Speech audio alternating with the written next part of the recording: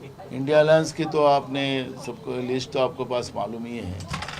अभी जैसे अखिल भारतीय रिपब्लिकन पक्ष का ये आज हमें समर्थन प्राप्त हुआ है और समर्थन बड़े तादाद में बढ़ते जा रहा है। कई सामाजिक संस्थाएं हैं वो भी हमें समर्थन दे रहे हैं और ये समर्थन इंडिया अलायंस को बढ़ते जा रहा है। कल प्रकाश आंबेडकर ने कहा सिर्फ हमने 2 सीट पर उनको समर्थन कर रहे, बाकी सीट पे अभी तक बात नहीं हुई।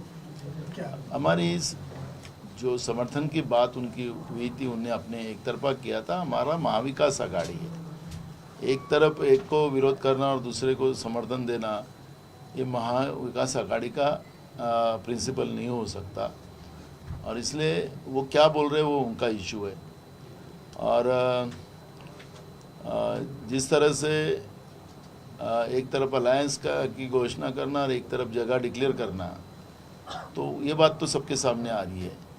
इसलिए और 1-2 दिन के बाद हम ही हमारी भूमिका स्पष्ट करेंगे। वंचित सोबत चर्चा फिसकटलेली आता होणार नाही असं सगळी म्हणणं आहे, त्यावर उपाय म्हणून आंबेडकरी चळवळीतला एक पक्ष सोबत असावा म्हणून हा पर्याय आहे का? बघा, ही आंबेडकरी चळवळ ही आजची नाही, आम्ही तुम्हाला तेच सांगितलं।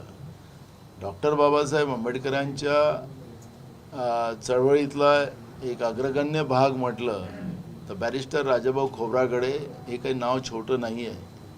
आजही आंबेडकरी विचारासाठी ते आपलं जीवपणाला लावणारी ही सगळी विचाराची लोक आहेत। आज बाबासाहेब आंबेडकरांचं संविधानच या देशाच्या वंचित शोषित पीडित समाजाला न्याय या संविधानामुळे मिळत आहे, त्या संविधानाला संपवण्याचं काम बीजेपी आणि नरेंद्र मोदी सरकार करते आहे। त्यामुळे आम्ही कोणाचा पर्याय नाही काढत आहे। ही वास्तविकता आज प्रवीण उर्फ बाळासाहेब खोब्रागडे साहेबांनी इथं मांडलेली आहे की आम्ही आज इंडिया अलायन्सला जो पाठिंबा देतो आहे तो आम्ही संविधान आणि लोकशाही वाचवण्यासाठी देतो आहे आणि हे सगळ्यांना आता कळायला लागलेलं आहे। ज्यांना मतविभाजन करायचं असेल, कोणाच्या इशाऱ्यावर नाचायचं असेल तो त्यांचा प्रश्न आहे, पण आम्ही प्रामाणिकपणे आंबेडकरी चळवळीचे पाईक आहोत आणि म्हणून आम्ही आज इंडिया अलायन्सला मदत करायसाठी इंडिया अलायन्सच्या मागे उभं आहोत असं त्यांनी आपलं स्पष्टीकरण दिलेलं आहे। एक विषय, शिवतारेंना माझा नेता पलटूराम निघाला असं शिवतारेला एक पत्र लिहिलेलं आहे त्याच्या कार्यकर्त्यांनी। महाराष्ट्राच्या राजकीय जे विचारसरणी होती, जी शाहू फुले आंबेडकर विचाराची पायामुळं होती, ती भाजपने उखडून फेकण्याचा एक निर्णय सत्तेमध्ये आल्यानंतर केलेला आहे। विचाराची राजकारणाची व्यवस्थाच या महाराष्ट्रातून संपवली गेलेली आहे। आज या पार्टीत आहे, काल उद्या त्या पार्टीत आहे। कोणी विचाराचं नाही, नाहीतर कोणी सहजतेने आलं नाही तर त्याला ईडीची भीती दाखवायची, कोणी सीबीआयची भीती दाखवायची आणि असं जबरदस्ती करून लोक आपल्या पक्षात ओढायचं आणि विचार व्यवस्था संपवायची, अशा पद्धतीचं भाजपने काम केलं। ज्याला आदर्श घोटाळ्याचा आरोप देशाचे प्रधानमंत्र्यांनी लोकसभेमध्ये केला, दुसऱ्या दिवशी त्यांना पक्षामध्ये घेतला आणि राज्यसभेमध्ये पाठवलं।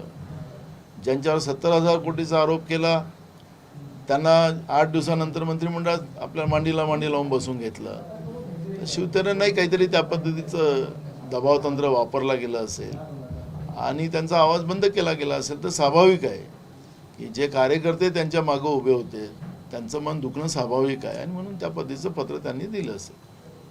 Thank you. जिस तरह से कांग्रेस के बैंक खाते सील होते जा रहे हैं, तो कैंडिडेट किस तरह से पैसा जो करे चुनाव लड़ेगा? देखो, आज़ादी की लड़ाई भी कांग्रेस ने लोगों से एक एक पैसा जमा करके लड़ी थी और प्रामाणिकता से देश को आज़ादी मिला के दी थी। ये दूसरी आज़ादी की लड़ाई है जो हमारा संविधान खतरे में आया है और लोकशाही खतरे में आई है, लोकतंत्र खतरे में आया है।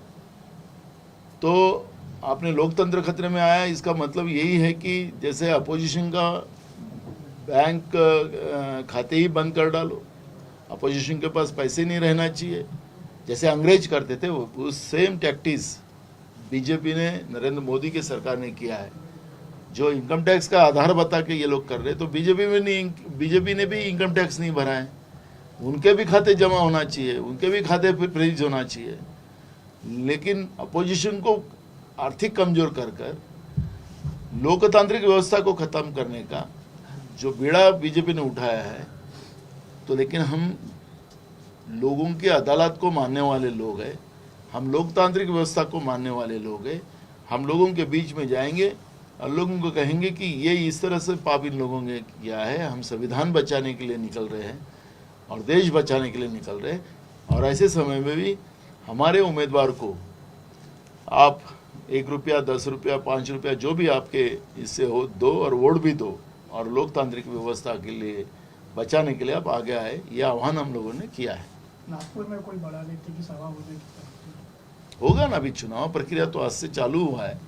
अभी जैसे जैसे आएंगे वैसे वैसे आगे आगे में चुनाव प्रक्रिया बहुत सारी प्रचार व्यवस्था बढ़ती जाएगी। और गैस के 30 रुपये दाम कम हुए हैं, क्या कहें?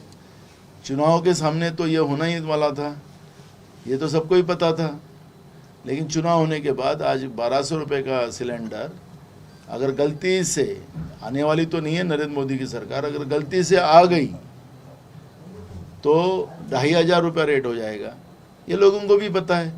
लेकिन आज से बिजली के रेट बढ़ गए, आज से दवाओं के रेट बढ़ गए, और आज लोगों को अगर बीमार है तो उसको इलाज करना है तो दवा खरीदने के लिए भी पैसे नहीं है। गर्मी के दिनों में बिजली जलाने के नहीं जलाना, क्योंकि बिजली के रेट इतने बढ़ा दिए, आसमान छू रहे। तो इधर एक कम करना, इधर बढ़ाना, जिस तरह से आम लोगों की लूट, जिस तरह से आर्थिक लूट करने का काम बीजेपी कर रही है, लोग समझते हैं। तो ये जुमलेबाजी जो कर रही है, थोड़ा सा 100 रुपये बढ़ाना और 5 रुपये कम करना, ये व्यापारी जो है, बनियागिरी जो है बीजेपी की, जनता समझती है। महाराष्ट्रातील ताज्या बातम्यांसाठी बघत रहा टाइम्स टुडे 18 न्यूज. सोबतच शेअर करा, सबस्क्राईब करा आणि बेल आयकॉन प्रेस करा.